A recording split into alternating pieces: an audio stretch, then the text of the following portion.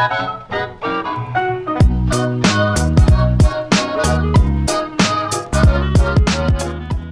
is going on, everyone? Nero again. Here for you some Call of Duty Black Ops 1. Not Black Ops 2, but Black Ops 1. And this is a really good gameplay, guys. This was actually recorded and posted about a year and a half ago. I did actually use this in an old video.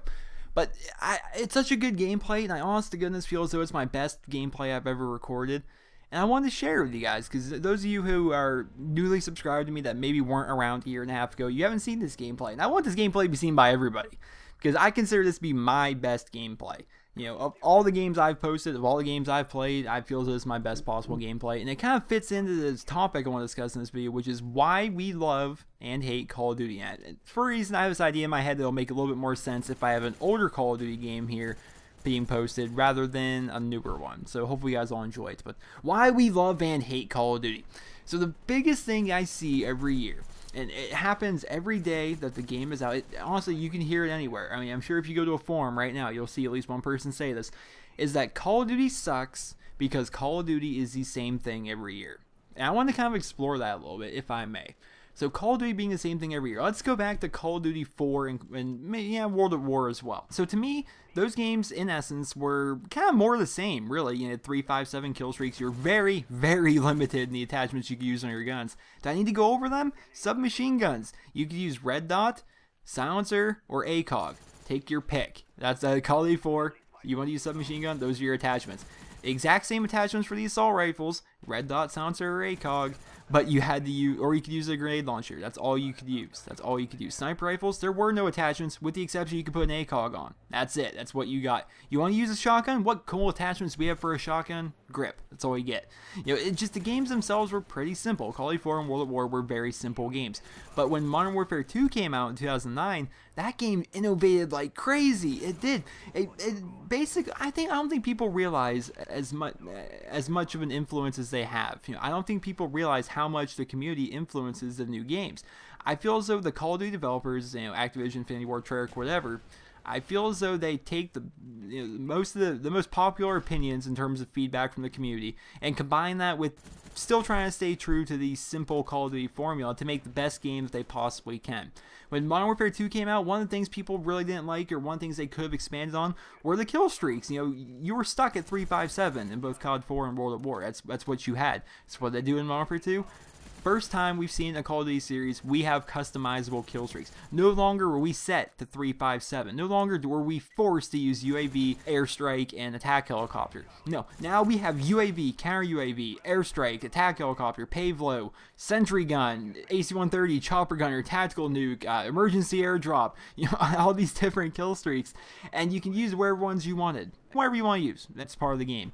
Camouflages, you think back to Call of Duty 4, the camouflages you had were digital, blue tiger, red tiger, woodland, and desert. That's it. How many camouflages are in Modern Warfare 2? For that matter, how many are in Black Ops 1? How many are in Modern Warfare 3 and Black Ops 2? You know, Call of Duty has really embraced this whole RPG aspect to the game, which I think is a really cool thing. Some people may not agree, but I like the whole RPG aspect of the newer Call of Duties. I think one of the core parts is, you know, not only do you have this prestige system, which they've added a couple games they've added more prestiges, like actually the past three they haven't stopped. Actually, Modern Warfare 2 was the last game they actually stopped you at 10th prestige, huh? So they do that to kind of give the game a little bit more replay value for people that are really hardcore Call of Duty fans. And people still fuss though. You know, it's the same game every year. I'm like, did we not just make a complete distinction between COD 4 and World at War compared to Modern Warfare 2? The games were very different. And that's not counting the new guns, and new maps, you know, new game modes and all that stuff. But just the simplicity of the guns and the kill streaks, they were also drastically changed between COD 4, World at War, and Modern Warfare 2. You come here in the Black Ops, it's also a lot different. You know, the kill streaks no longer stack, which is a whole new challenge in itself. Modern Warfare 2, you know, you'd use Predator, Harrier, AC-130 and get kills all day and night. But here in Black Ops 1, you couldn't do that because the kill streaks didn't stack upon themselves. If I wanted to get Chopper Gunner and Dogs right here, I had to get a 9 kill streak. I had to get an 11 kill streak. I couldn't just use a napalm and get a quad with a napalm and have that give me my Chopper Gunner. No, you had to actually earn this, right? That's how it worked.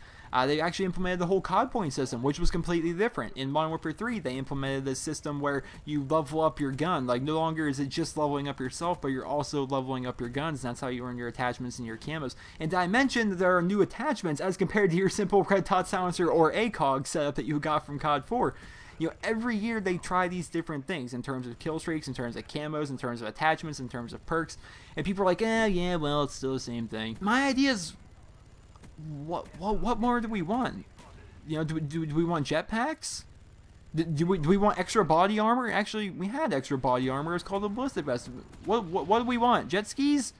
You know, what do we want? Do we want to ride horseback? Should that be a kill streak? Should we be able to man cannons, or what is it that people want that would change Call of Duty? Call of Duty itself is a simple formula. You have a gun. There's other people on the other team. They also have guns. Go shoot each other. You know, that's what Call of Duty is. And then from that, you can just have fun, do whatever it is you want to do with it.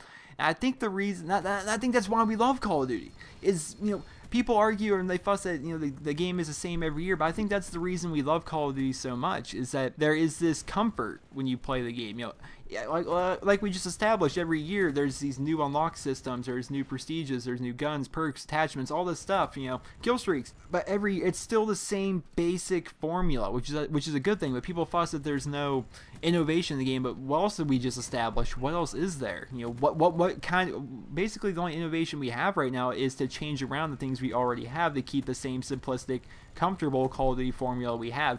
I think the reason that people fuss is because they played the game too much, or they've been a fan of the series for far too long, and that these people, they're just kind of burnt out on it. Maybe. I'm going to use this as an example. You know, I watched the Friday the 13th movies. You know, Jason Voorhees, the Friday the 13th, a slasher film series. I love that film series. I love Jason Voorhees. I love Friday the 13th. And because of that, I've watched every one of those movies, and there's a lot of movies in that series, probably 10 times each.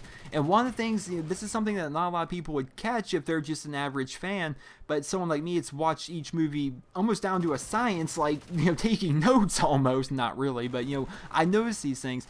In some of the older movies, the older Friday the 13th movies, Jason, the serial killer in the movies, his left eye is deformed.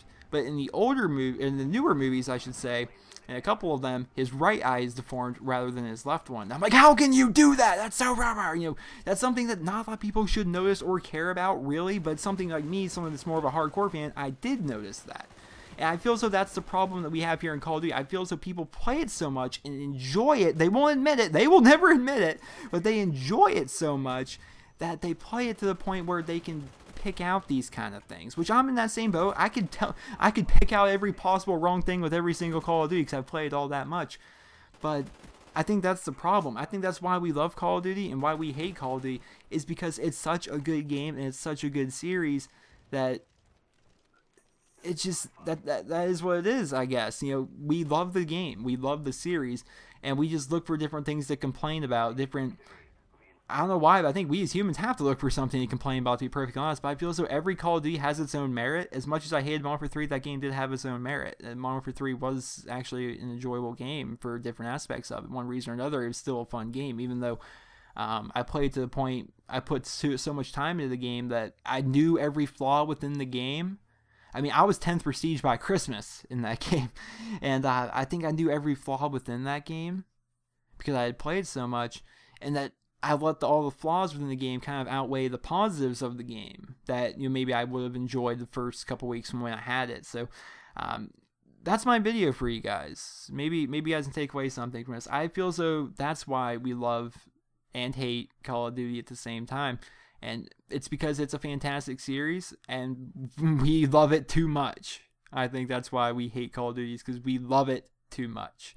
And take from that what you will. But I hope you guys all enjoyed the video. I'm running over the gameplay here. So let me know your thoughts in the comment section below. What are your thoughts? Why do we love and hate Call of Duty? Definitely interested to read about that. Maybe send this video around.